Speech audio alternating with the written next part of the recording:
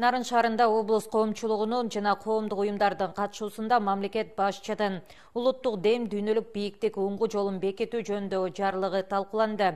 Анда мамлекеттик катчы Марат Иманкулов чыгып сүйлөп, учурдагы ааламдашуу доорунда бай тарыхы бар кыргыз элинин каада салттарын нарктуу улантуу улуттуулугубуздун эң башкы белгилеринен экендигин баса белгиледи.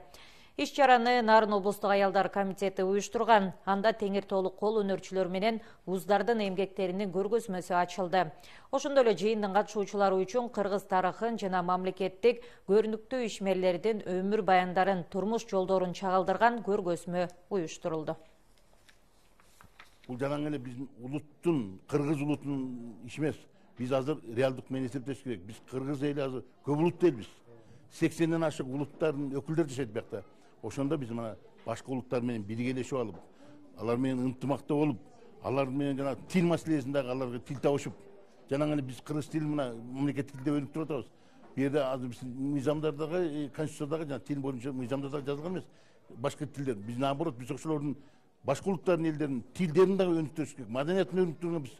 Сонун каада салттарыбыз бар да, ыймандуулук, намыскөйлүк, бири-бирибизге кылган сый урматыбыз, эң бийик жогорку ынтымагыбыз бар да. Биздин энелер сөзсүз ыйык бийик болот эмеспи? Кандай болбосун балдар энелердин сөзүн угат, ушуга үн кошолу деген ой максатта ушул бүгүнкү иш чараны өткөрөлү деп баардык аял ошо уюштурган айымдар болуп биргеликте жасап жатабыз.